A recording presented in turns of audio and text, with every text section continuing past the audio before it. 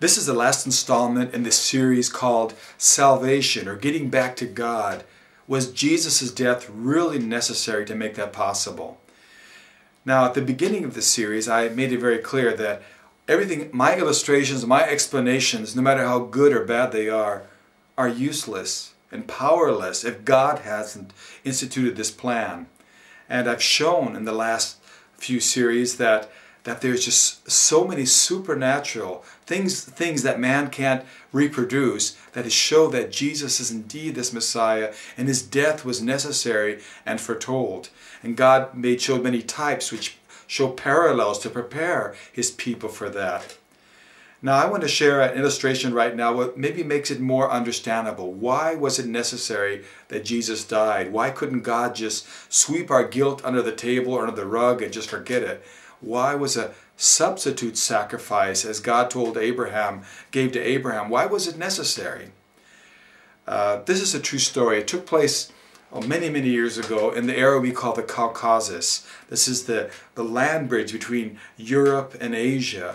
And in the Middle Ages, there was people groups moving back and forth over there, and these people, the indigenous people of the Caucasus, really got it. I mean, they got run over all the time, and they couldn't unite. They didn't trust each other. There was many princes, but they were all corrupt, and nobody could unite, so they were pretty defenseless.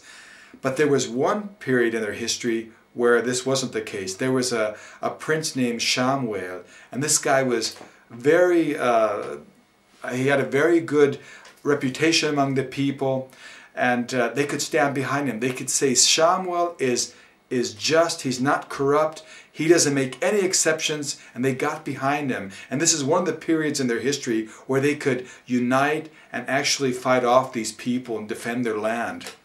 There was one time when there was an army approaching this area of the Caucasus, and Samuel heard about it. He got his troops together, and because he knew the lay of the land, they would have no problems. He had the better strategy. They worked it all out. They would surprise them and drive them off. But what happened? Something happened this time. Didn't work out right. They had their secret plan. They were in hiding, and the enemy was waiting for them. They were prepared, and they had a battle, and they lost some of his best men. When he got back to camp, Samuel thought it all over. He thought, what went wrong? And he came to the conclusion, these people had been notified. They knew what was going to happen. Otherwise, they could have never known what we were going to do. And he said, there is a spy in our midst. Someone betrayed our plans to them, and that's why we lost. And he spoke a judgment out. He says, if this spy is found, when this spy is found, he's going to receive 80 beatings with a rod, which was practically a death penalty, a painful death penalty, because it would be a miracle if somebody survived that. Well, the next time the same army was coming up, again they had their perfect strategy in waiting, and they lost again. But this time they found the spy. They caught him. It was his own mother. Well, people thought, what's he going to do now? I mean, Samuel was torn between his love for his mother, but on the other hand, he was a just ruler, and his whole kingdom was built upon justice. He couldn't just make an exception for her. So he pulled back into his tent for 3 days, and he deliberated what to do. On the one side, his love. On the other side, his justice, sense for justice. How could he reconcile them? And everybody thought there was no way. He'd have to decide for one or the other. Well, after 3 days, he came out of his tent, and he proclaimed, we have lost 2 battles. I lost some of my best friends and our best warriors because of this treachery from this spy. And I said the judgment will be 80 beatings with a rod. It shall be carried out. And everybody thought, well, justice won out. And they brought his mother out of the prison, and she was white as a sheet. She thought, this is my last hour. This is my last moments. They're going to beat me to death. I'll never survive this. And they took her to the place for this judgment to be carried out. And as the executioner lifted up the rod to beat her, at that moment, Samuel cried out, and he said, stop!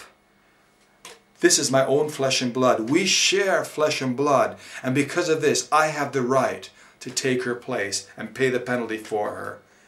And so he did that. Put her out of the way, took her place, and they told the executioner, now I want you to carry out the judgment as if I were the worst criminal, and take no conscience, or don't make any exception for me.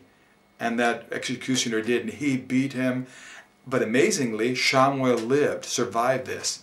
Afterwards, the people respected him as never before and stood behind him. Do you think anybody doubted his sense of justice? No way. Everybody knew he doesn't make exceptions. He will deal with treachery or offenses. But on the other hand, did anybody doubt his love and his mercy? No. They've seen it in practice. He was willing to take it upon himself. And so they stood behind him as never before. This is a good example of why Jesus had to die for us. God is a just God. He's uncompromisingly just. But he's also a loving and merciful God. How can they be reconciled? We're sinners. God can't just say, well, you did it, act like it never happened. He can't sweep it under the rug. It has to be dealt with. How does he do this? That's why all these scriptures and prophecies say he will give a substitute. He takes on flesh and blood in Jesus Christ, and he takes our place to fulfill justice and mercy. I'm going to read a scripture that confirms that, exactly what was foretold in the Old Testament. In Hebrews chapter 2, verse 14 and 15, it says, "Since then the children share in flesh and blood, he, Jesus himself, likewise also partook of the same. The eternal came in flesh and blood, that through death he might render powerless him who had the power of death," that is, the devil. He crushed his head. "And might deliver those who through fear of death were subject to slavery all their lives." This is exactly what he prophesied with the first prophecy. He's going to send someone to crush the head of Satan. In the process, he'll suffer pain and suffering. And that's exactly what happened. To fulfill his justice, but also to show mercy without contradicting his justice. Now, there's a lot of people who say, hey, I just want justice. I want a just God. I want justice. We're going to get it. Whether you call yourself a Christian or a Muslim or a Hindu or an atheist, we're all going to get justice. That's guaranteed. No question about it. Hitler, who did all these terrible atrocities and then blew his brains out, he's going to get justice too. We're all going to get justice. No question about that. But you know, I don't want just raw justice. Think about it. I don't want to get what I deserved. None of us have a chance. We're all sinners. We need something more than raw justice. We need mercy. And that's why Jesus came. We don't just need justice, we need mercy. But it's not just enough to have mercy. I mean, what good is it to say, well, I'm forgiven of my sins and I just keep on doing the same thing over and over again? We need more than mercy. We need grace. Grace is the power to live a different life.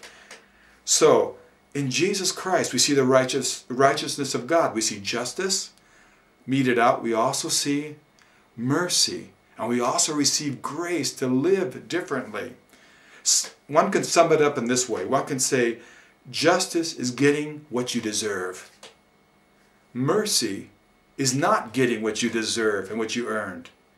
And grace is getting what you haven't earned or deserved. We need all three. That's the righteousness of God. And that's what God fulfilled in Jesus Christ. Now, if you say, I don't need it, I don't agree with that, it doesn't line up with my logic, well, go ahead. If you want raw justice, you're going to get it, no matter what religion you have, or if you don't believe in God at all, you're going to get it. But I just plead with you, accept the mercy of God and the grace of God in Jesus Christ. God has confirmed this in so many different ways. This is the salvation from God. And I just pray that you'll turn to Him, and receive this salvation out of God's hand. God bless you.